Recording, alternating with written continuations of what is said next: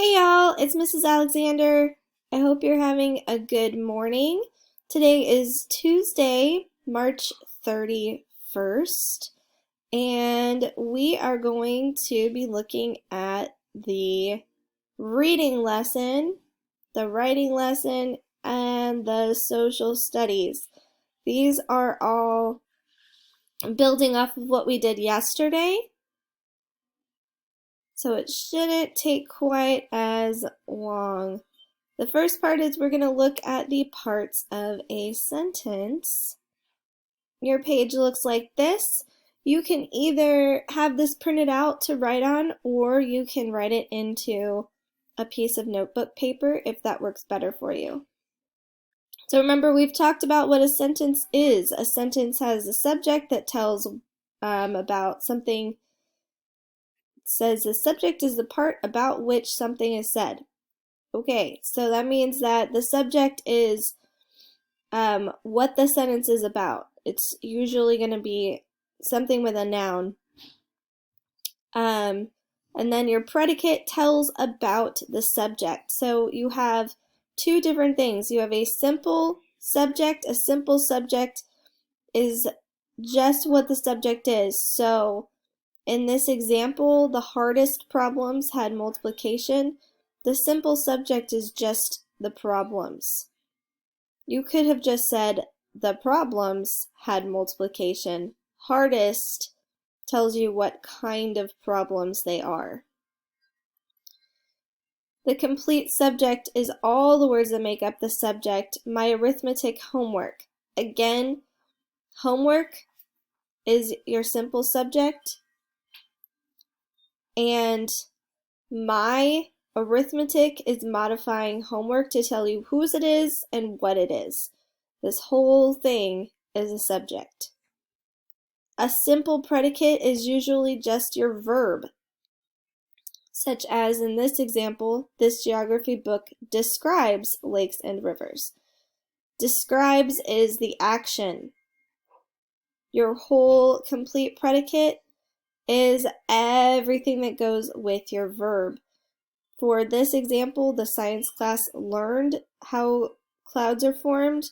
They learned, what did they learn? How clouds are formed. In this example down here, describes, what did it describe? Lakes and rivers. This is a complete predicate down here.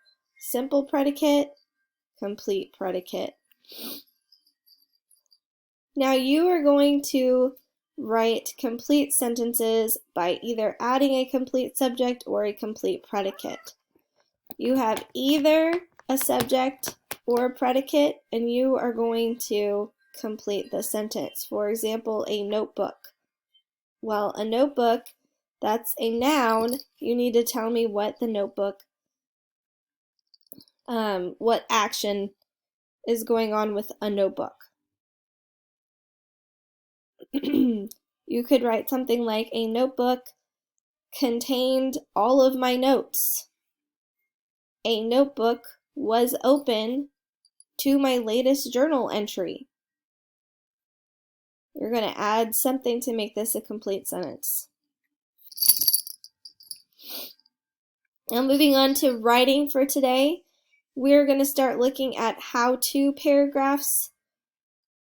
Today you're just going to look at the parts of a how-to paragraph. How-to, very simple. It's telling you how to do something. You're going to use time-ordered steps. First, then, next, finally. Or first, second, third, fourth, fifth.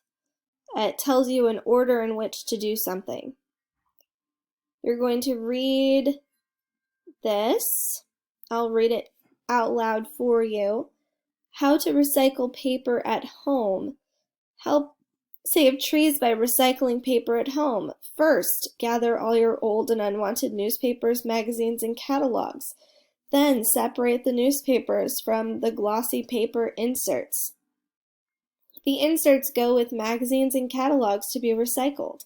Next, place each kind of paper in a separate pile.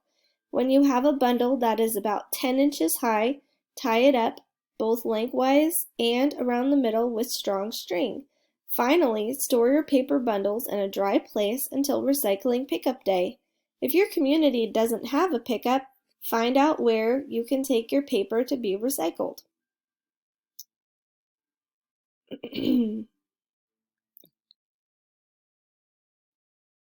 It also has the steps of how to write a how-to paragraph, and we're going to get to that tomorrow.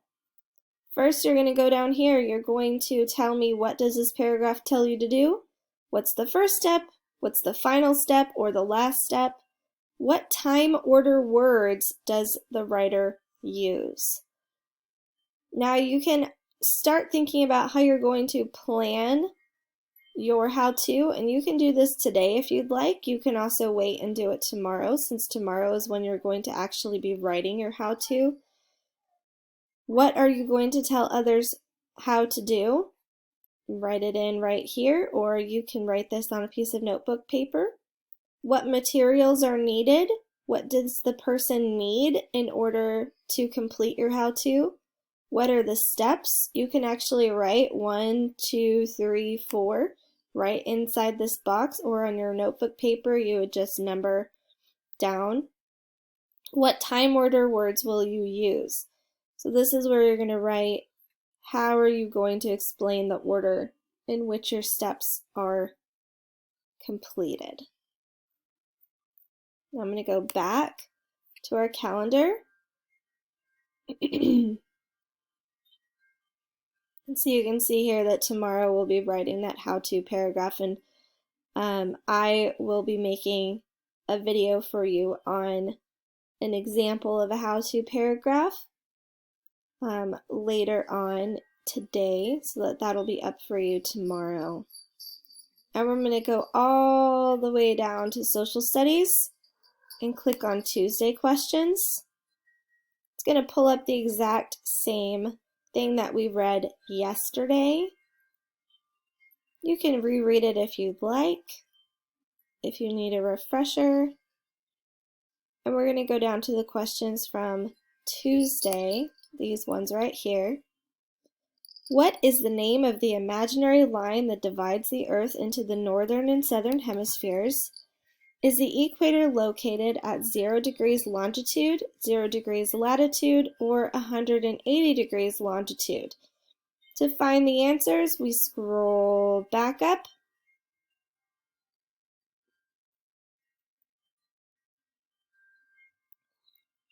And I will tell you that all of the answers are going to be down in this introducing vocabulary section. I'll let you find that.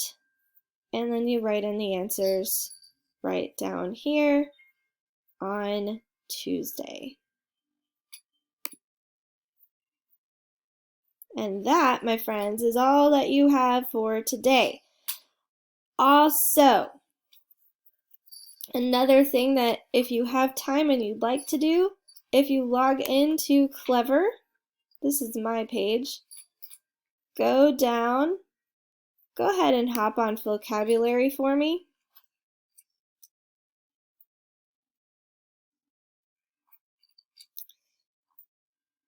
You have some things to do in vocabulary. You've got several videos I'd like for you to watch: making inferences, letter writing, simple and compound sentences, and subject-verb agreement. So if you could go ahead and hop on vocabulary at some point this week and do those videos, I would very much appreciate it. As always, let me know if you have any questions or need any help. I am always here. You can call me, you can text me, you can email me, whatever you need. All right, hope you're having a great day. Bye-bye.